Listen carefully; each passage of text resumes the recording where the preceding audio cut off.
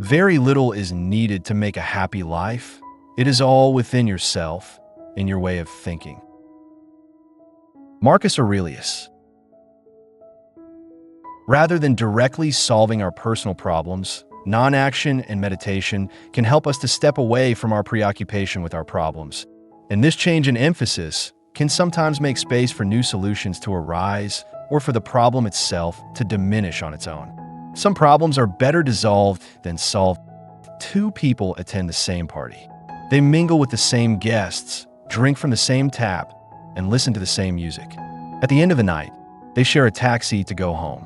One of them complains about the beer, the music, and the guests, saying the party was a disaster.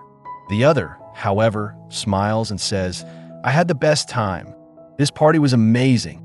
This shows how two people can experience the exact same event so differently. What one person finds unpleasant, another finds joyful. This reflects the fundamental truth that our experiences are shaped by our perceptions, and what's cherished by one may be rejected by another. Our judgment of situations, whether we find something beautiful, troublesome, or joyful, is subjective. The world we see is not an absolute truth, but a reflection of our own interpretation. If one person believes the party was awful, they're not just observing it, but actively shaping their reality with that belief. They suffered not from the party, but from their own perception of it. In the end, reality is not what happens, but how we choose to interpret it. Just like we can't listen to music without ears or taste food without a tongue. Something can only be suffered if there's a sufferer. The party needs something to observe and interpret. And thus, in reality, problems cannot exist without a perceiver, as circumstances aren't troublesome without someone or something identifying them as such.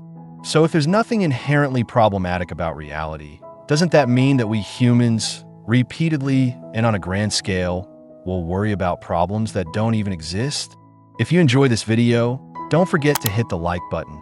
Before we try to answer whether or not our problems actually exist, we'll explore the nature of reality in the light of Eastern philosophy. For example, according to our collectively agreed upon norms, having financial problems means that we cannot pay off debts over the long term or short term, or pay for our living expenses. And since we cannot meet the norms, we consider our situation problematic. But regardless of the discomfort that financial problems bring, the problematic element we attach to it remains subjective. It's a consequence of a collective perception of reality, labeling appearances right or wrong, valuable or not valuable, desirable or undesirable. As human beings, reality as we experience it consists of countless concepts and ideas. These help us make sense of chaos by naming things, using labels, bundling elements together, distinguishing one thing from the other, and applying value judgments. These concepts and ideas can be collective and individual, meaning that the human world consists of billions of subworlds which are realities on their own. Hence, in one person's universe, a party is fantastic. In another, it's lame. Also, human reality isn't the only reality out there. Animals, and possibly even plants, have their unique perceptions of reality. The world of dogs primarily consists of smells. For example, dogs cannot reason like humans and don't understand concepts like capitalism or religion or financial problems. And because they cannot comprehend these concepts, they won't cause them any concern. Dogs are concerned with food, protecting their loved ones, and bodily affection, which are traits we share. And so the worlds of humans and dogs intersect, but are still very different from each other. The Taoist scripture Zhuangzi mentions a parable about the human concept of beauty.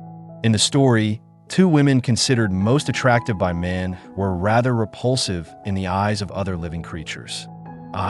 Mao Chong and Li Ji, were accounted by men to be most beautiful. But when fishes saw them, they dived deep in the water from them. When birds, they flew from them aloft. And when deer saw them, they separated and fled away. End quote. Could it be that the fish, birds, and deer simply have bad taste? Or could it be that our value judgments, even if the whole of humanity agrees upon them, aren't universally true? Looking from Zhuangzi's perspective, the most reasonable answer is that human perception of beauty is not universal, nor is the perception of animals attractive. Beauty in a dog's eyes is probably another dog in the eyes of a snake, another snake in the eyes of a human being, another human being. But none of these creatures has a monopoly on beauty itself. Therefore, beauty is not universal, but created by the perceiver. No matter if you look at the world as humans or fish, our realities are subjective, restricted to our unique worlds of experience. So human problems aren't generally dog problems, and what seem problems to one person often aren't problems to another. In Buddhism, we can find a concept called the two truths, which distinguishes between relative truth or conventional truth and absolute truth. The world as it is the concept is much debated, and there isn't a consensus on the absolute truth, probably because it's pretty difficult to conceptualize what we cannot cognitively experience. Some argue that the absolute truth is emptiness, and if we manage to look past the illusion, we can experience that in reality, nothing is there. And so the actual universe goes beyond the senses. The Taoists call this absolute truth Tao, and Lao Tzu described it as the Tao is like an empty container. It can never be emptied and never be filled. Infinitely deep, it is the source of all things.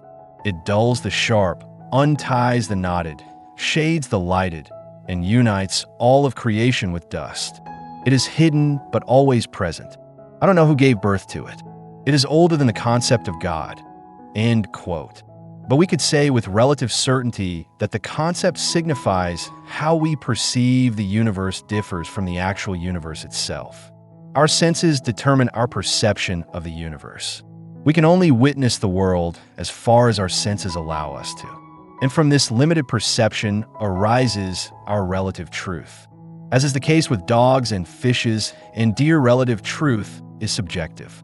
The notion that a party sucks isn't less valid than the opinion that a party is fantastic. Isn't the same true regarding our problems?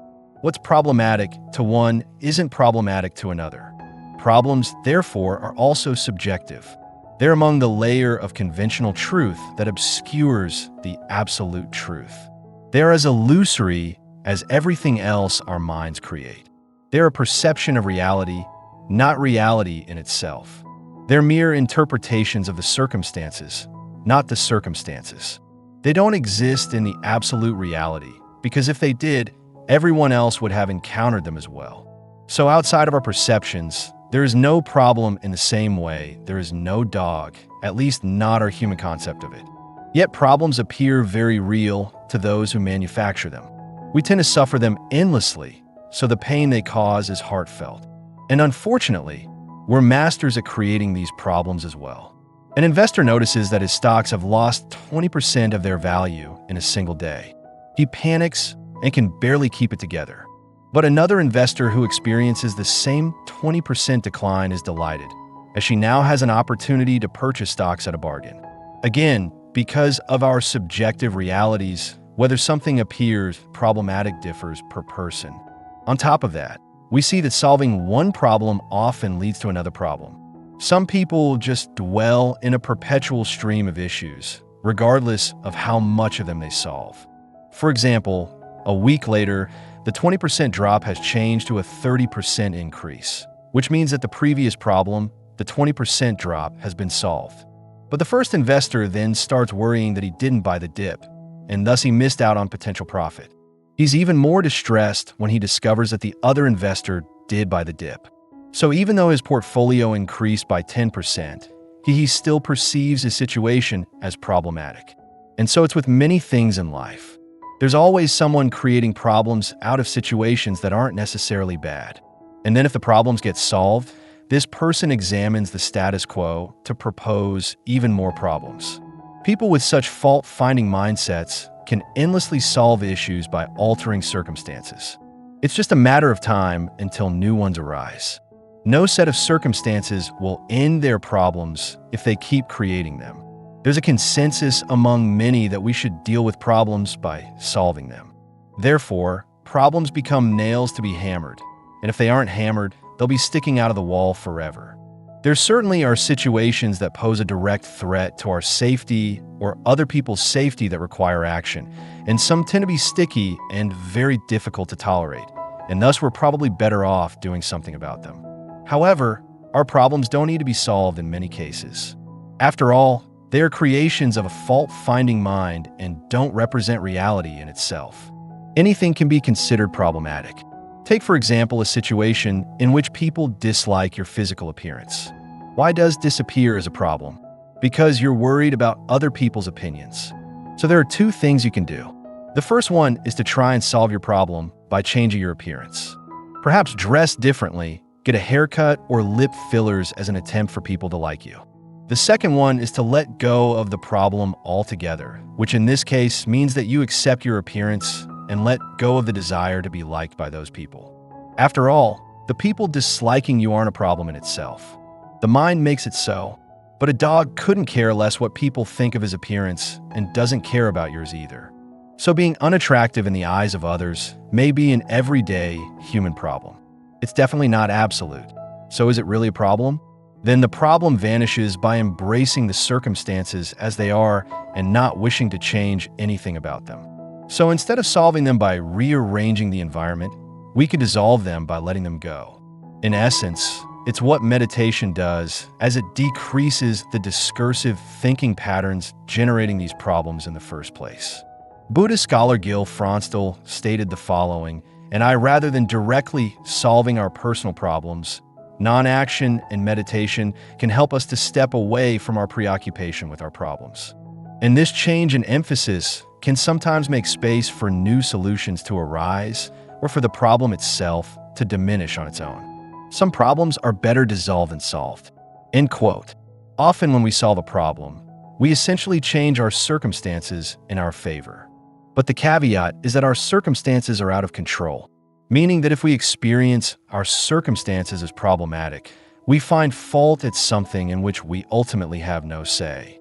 After solving a specific problem, it can appear again after circumstances change. Problem solving, therefore, isn't always efficient, as the ever-changing universe can easily undo our efforts. Changing the experience of our circumstances lies within our control. Changing our attitude is much more efficient and realistic than changing the world. Instead of changing outside occurrences to solve what we recognize as problems, we could also free ourselves from these problems by letting the discursive activities in our minds dissolve. Here is where the illusory nature of our problems works to our advantage. Problems don't exist outside our perception. At the same time, our thoughts are very inconsistent and our attitude towards the environment changes, often without us even realizing it. We can painfully worry about a situation, but have entirely lost these worries later. How come something that so heavily occupied us a few days ago seems relatively insignificant today? Have the circumstances changed, or have we changed? Many people experience an altered mindset when they're drunk or under the influence of certain substances. Their day-to-day worries often disappear, and the world seems radically different and much less gloomy. But no radical changes took place in the world. What's drastically changed, however, are their mental states. Although temporarily effective, narcotics may not be the healthiest way to dissolve one's problems. Moreover, people often see their problems and worries reappear after the high subsides, sometimes even louder and more robust. There are healthier ways to dissolve our problems. For example, by contemplating the nature of reality and the vastness of the universe. Or we could shift our focus from the situation to its silver lining. Buddhists get to the root of the issue through meditation by calming the great manufacturer of all things horrible, also known as the mind. When the mind settles down, problems disappear, and all we're left with are the intrinsically neutral outside circumstances. And so, eventually the world gets pretty okay as it is, and the problems we thought we had don't seem problems at all. If this video resonated with you, please like, share, and subscribe to continue receiving content that challenges and nourishes both the mind and soul. We'd love to hear your thoughts or questions in the comment section below.